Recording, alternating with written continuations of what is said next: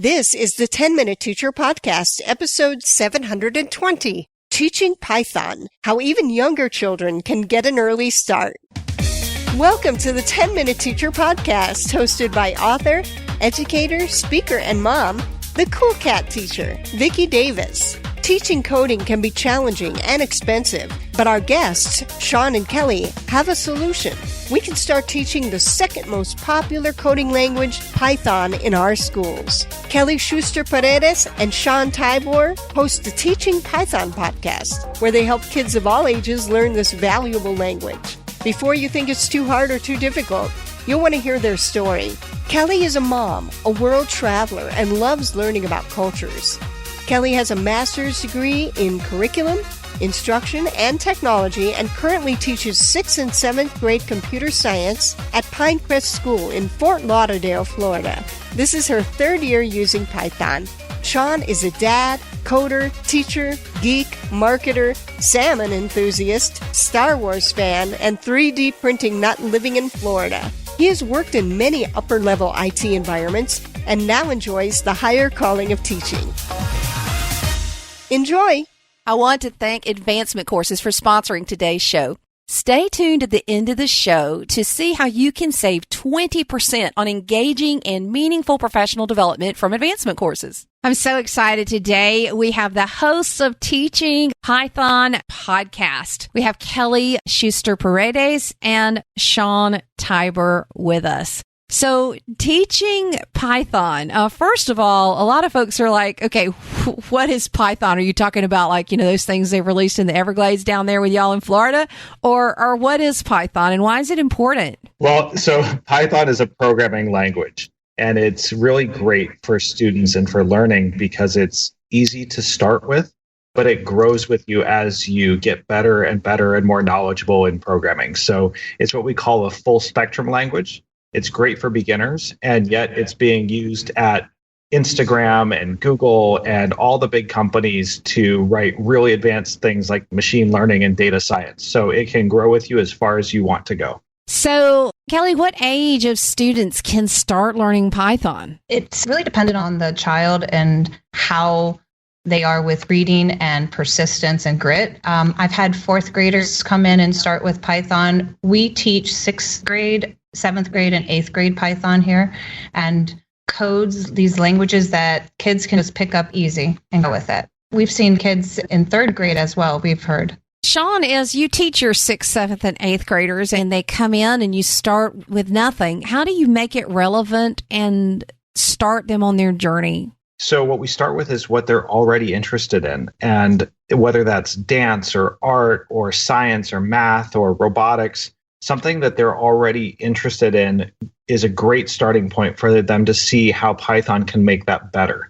And we teach Python as a language, but really what we're showing them is how they can think through the problems that they're already excited about and solve them in new and interesting ways with these tools that they're learning about through our class. So, Kelly, do you use any special tools as you both teach Python with the kids or any special programs? When kids come in and they haven't coded anything at all except for maybe in Scratch, we don't necessarily start right away with other hardware. We start right into the environment and we use a Mu editor to code.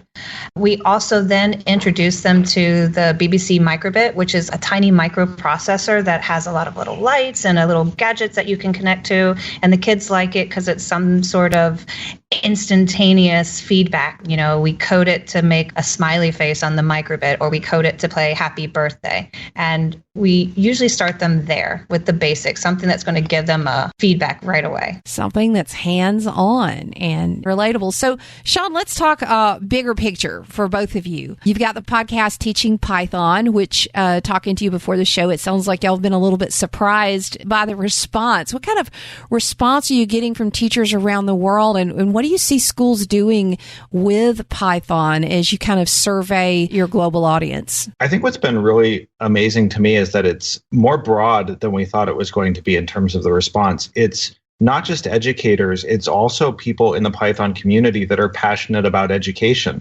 So we've seen a really great flood of support from people that may not be teachers in their day job, but they really care about making sure that the next generation is learning about the skills that they may need in the workforce. And so they're creating educational tools and resources. Even for me as someone who's been a coder for a long time, that might be out of my reach. They're doing amazing things to bring coding to students in a way that's accessible and interesting with some of the latest cutting edge technology. It's really amazing to see how much they've reached out to us to make it happen. So Kelly, when you think about the teachers who reach out to you both, what are their frustrations or their worries as they try to start a program? One of the things that I find right away, our teachers are afraid of making mistakes or not being the most knowledgeable in code. I just started coding less than 3 years ago, and I make tons of mistakes. And I even have students sometimes say, no, Miss Paredes, you have to, write it like this. And I'm like, oh yeah, that's great. We did that. And so my biggest suggestion for people who are wanting to teach coding but are afraid is just do it. It's okay that you don't have all the answers. It's okay that you're not that sage on the stage anymore, because coding is about having the mindset, the mind shift to make mistakes and learn from them. So that's kind of my biggest advice. That's awesome. And how about, and this is for either of you, have you had any folks from Silicon Valley reach out to you? I don't think so. We've had a couple of people from Australia and the UK and New York and Chicago. It seems like New York and Chicago are starting to be the place to code as well. But Silicon Valley, Sean, anyone? No one from Silicon Valley. But I would have to add to that because Python is open source, it's being used so broadly in the industry. It's now the second most popular programming language. It is really well distributed around the world. So we have gotten lots of interest from different companies, different individuals. One of our favorite guests on our show is someone who lives in Sitka, Alaska, and teaches high school there and has written books about Python. So Python really is everywhere. It's ubiquitous now, and it's accessible to pretty much anyone who wants to pick it up. Okay, so one of you pick up and answer this question. A teacher hears this podcast. They think, you know what? We really need to be teaching Python at our school. Coach them on the pitch that they need to say when they go to their principal, and, everything from these are the benefits to here are the startup costs. Whenever you go to pitch about bringing coding into the school, you need to pitch the fact that you're not trying to just train programmers. You're not trying to teach kids to code. You are teaching the kids lifelong lessons of learning. You're teaching them to be critical thinkers. You're teaching them to be creative. You're teaching them research skills, all the 3 C's, 21st century skills. Our students walk out of this classroom, yes, they know how to code, but they also know how to learn. They can tackle problems in humanities and math and science in the same sort of process that you would when you're tackling an unknown coding problem. And it's something more powerful than the code itself. So that's what we believe, and that's what our students end up seeing in us when we teach. So if you want to bring coding into your school, pitch that. Pitch the fact that it's the whole child that you're teaching through code. And Sean, would you add anything to that? Or how about startup costs? I mean, you can do it in any computer lab, Mac, PC. I mean, anything? Yeah, it really is available just about anywhere. So you can code Python on a $35 Raspberry Pi that you hook up to an old monitor and keyboard that you have around the lab. And the latest thing is they made it so now the Raspberry Pi is built into the keyboard, comes with a mouse for $100. So for $100, you can get something that will run amazing Python. It will plug into a TV or a monitor anywhere, and you can start writing Python. So it works with the devices you already have. It already works with, if you're a Google school, it works with Google Docs really well. There's a lot of great Google tools for coding. So all of this stuff is freely available. The startup costs are minimal. It's really when you start getting into things like those microbits and some of the other hardware, if you have to buy a class set of something, you might need to get some budget for it. But an individual microbit is about $15. So it's a really low point of entry for anybody who wants to get started coding. It sounds like you could run it on older devices. It's been around for 30 years. So it will run on pretty much anything that will run Windows or Mac. It will run on Linux. It'll run on, I think we even have some boards that are here that are about the size of a quarter that Python will run on that too.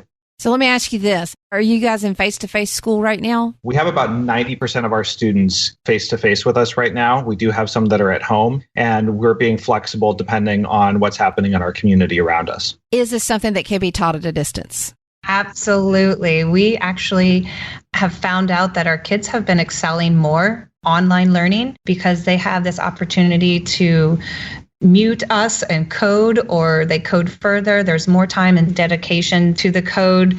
They can put their music on that they like to listen to at home, and then they just get into it. Being able to close yourself off a little bit to code is one of the benefits of online learning. For sure. So as we finish up, I'd just like each of you to just give teachers encouragement. So many teachers are facing and trying to do new things that are outside their comfort zone. And it sounds like, Kelly, you've been outside your comfort zone for a little while as you've learned to code.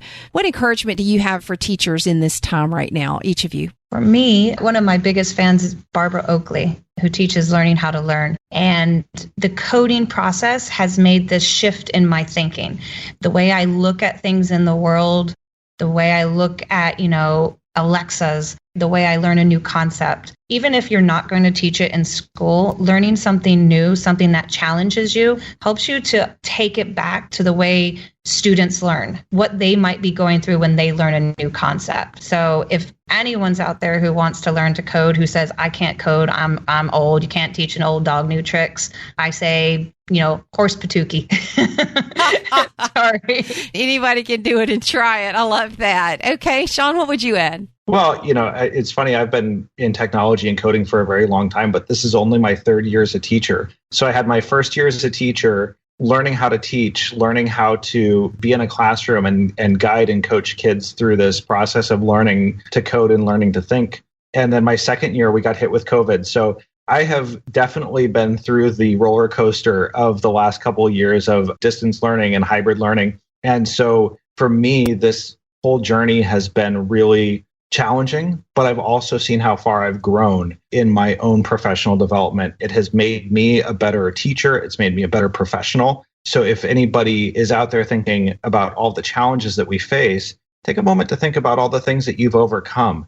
The amount of disruptive change that has occurred over the last year has been tremendous, and we're still here. We've made it to this point. So let's go another day. Let's go that next week, that next mile, and see where we can take this, because there is a huge opportunity here to think about how we are educating and do some things that are really amazing and different for those students that we're entrusted with. And I see why you guys are such a dynamic duo. We have a teacher who became a coder and a coder who became a teacher. A great combination. So it's Kelly Schuster-Paredes and Sean Tibor. The podcast is Teaching Python Podcast. Look them up in your favorite podcatcher. And thank you both for sharing your story and also encouraging all of us that we can teach Python in our schools. Thanks. Thank you. Hello, everybody. It's a new year and time to plan your professional development with advancement courses. They offer over 280 online graduate level PD courses in 20 subject areas. These courses are online and self-paced, so you can take them anywhere, anytime, with up to 6 months to complete. Receive graduate credit through CAEP and regionally accredited university partners, or for continuing education units that meet your state requirements. And right now, you can save 20% off each course with the code COOL20. That's just $120 per graduate credit hour or $160 for 50 clock hours. Go to advancementcourses.com/CoolCat and use the coupon code COOL20 to get your 20% off. I'm getting ready to select my advancement courses class for this year, so take time to pick yours out now. That's advancementcourses.com/CoolCat. And the coupon code is COOL20. Never stop learning.